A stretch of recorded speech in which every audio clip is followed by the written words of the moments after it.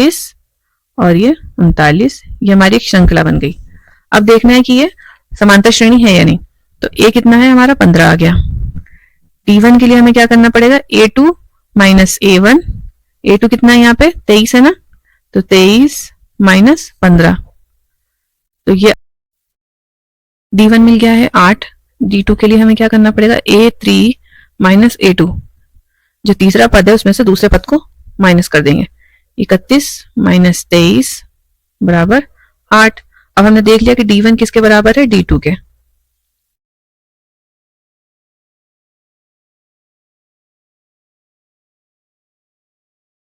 सभी पदों का अंतर समान है।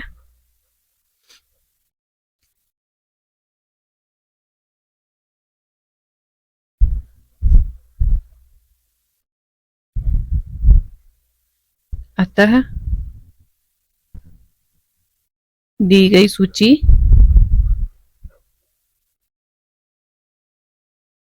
AP है, अरिथमेटिक प्रोग्रेशन, जो कि समांतर श्रेणी है। अब इसका जो दूसरा पॉइंट है, किसी बेलन में उपस्थित हवा की मात्रा, इसको पता करना है कि ये AP है या नहीं। जबकि वायु निकालने वाला पंप प्रत्येक बार बेलन की हवा का 1/4 भाग बाहर निकाल देता है। तो सबसे पहले हम मान लेंगे कि हवा कितनी है, 1 है। कोई सी भी क्वांटिटी हो सकती है, ठीक है, 1 किलो 1 लीटर जितना भी है। माना बेलन में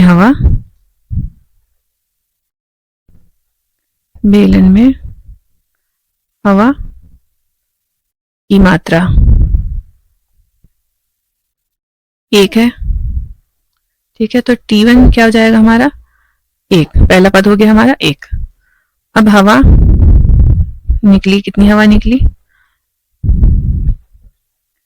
1 का 1/4 भाग, यानी 1/4 इतनी हवा निकल गई। तो हमारा T2 क्या हो जाएगा, जितना पहले था उसमें से इतना, जितनी हवा निकल गई उतनी माइनस कर दो, तो ये हो जाएगा 3/4। ये T2 आ गया। फिर उसके बाद ये जो मात्रा रह गई, इसमें से भी 1/4 हवा निकल गई है।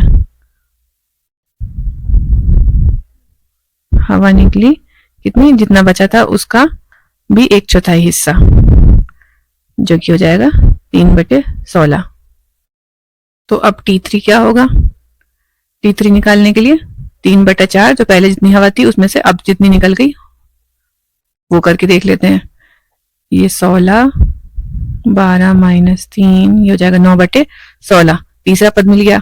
अब फिर कितनी हवा बची है, अब दोबारा से इसकी 1/4 हवा निकल गई। अब पंप से कितनी हवा निकाली है, जो बची हुई है इसकी भी 1/4, 9/16, इसका 1/4, जो कि हो जाएगा 9/64। अब पंप में कितनी हवा बची वो देख लेते हैं, जो कि हमारा चौथा पद हो जाएगा। 9/16 T3 में से ये माइनस कर देंगे, 9/64। 36 माइनस 9/64 बराबर 27/64। तो हमारी ये सीरीज मिल गई है। जो हमारी श्रृंखला है वो क्या बनी, सबसे पहले थी हवा कितनी 1, फिर उसके बाद 1/4 निकलने के बाद बची 3/4, उसके बाद 1/4 इसकी निकल गई तो बची 9/16, और फिर 1/4 निकलने के बाद 27/64। ये हमारी श्रृंखला मिल गई। अब हमें पता करना है कि ये जो श्रृंखला है ये AP है या नहीं। तो D1 निकाल लेते हैं। D1 निकालने के लिए हमें क्या करना पड़ेगा, A2 माइनस A1। A2 था हमारा 3/4, ये -1, तो ये कितना हो जाएगा -1/4। जब हम इसको सॉल्व करेंगे तो -1/4 आ जाएगा। अब D2 निकालते हैं। D2 के लिए A3 माइनस A2, A3 की जगह पे आ जाएगा 9/16 माइनस 3/4। जब हम इसको सॉल्व करेंगे तो आ जाएगा 16, इधर 9 माइनस 12, 3/4, लेकिन माइनस का, क्योंकि बड़ा नंबर माइनस का है ना, 3 में ये 16। अब देखिए D1 is not is equals to D2, ठीक है। D1 और D2 बराबर नहीं है ना, यहाँ पे आया -1/4, यहाँ आया -3/16। ये सार्वंतर समान नहीं है।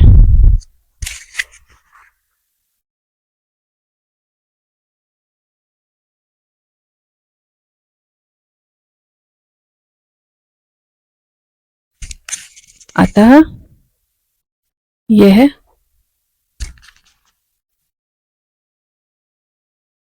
AP नहीं है।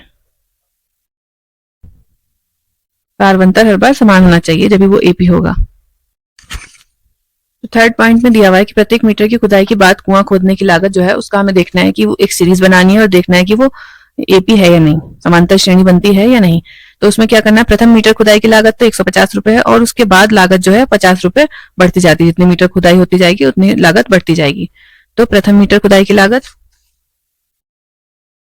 प्रथम मीटर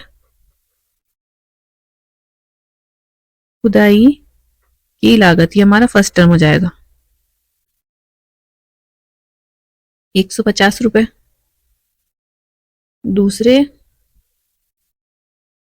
मीटर खुदाई की लागत 150 प्लस 50 200 रुपए। फिर तीसरे मीटर खुदाई की लागत ये हो जाएगा 200 प्लस 50 250 रुपए। तो श्रृंखला हमारी कैसे बन गई कि हर स्टेप में 50 रुपए जुड़ रहे हैं।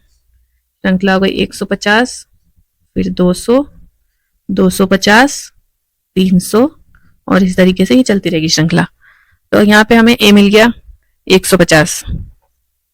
D1 निकाल लेते हैं। D1 के लिए हमें करना होगा A2 माइनस A1। A2 हो गया 200, A1 150, तो ये आ गया 50। अब D2 निकालने के लिए D2 बराबर A3 माइनस A2। A3 है 250, A2 है 200, ये 50। अब हमने देखा कि D1 बराबर है D2 के, अतः ये AP है।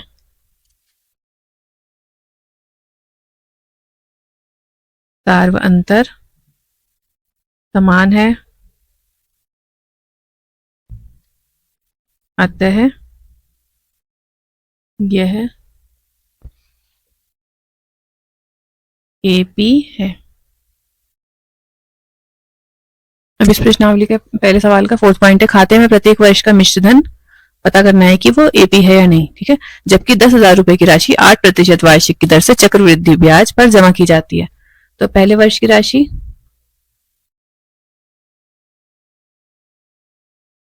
वही होगी जो कि मूलधन होगा 10,000 रुपए। दूसरे वर्ष की राशि में क्या हो जाएगा, उसमें ब्याज ऐड हो जाएगा।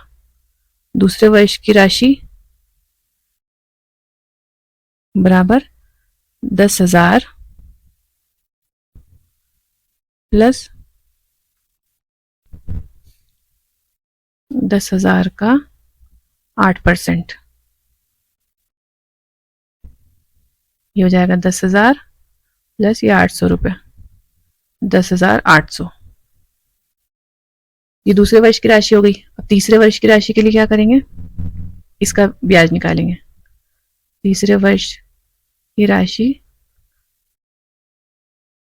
10,800, तो ये प्लस इसका ब्याज 10,800 का 8%, 10,800 प्लस इसको सॉल्व करेंगे तो ये हो जाएगा 864 रुपए।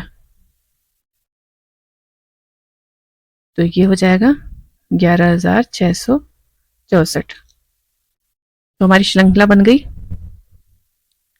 सबसे पहले है 10,000, फिर 10,800, फिर 11,664 और इसी तरीके से श्रृंखला चल रही है आगे।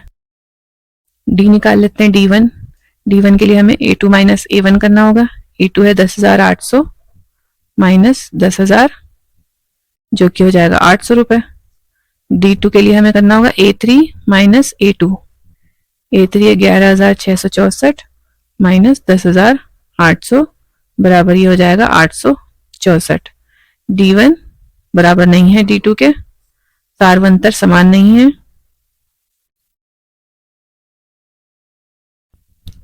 समान नहीं है, अतः यह AP नहीं है।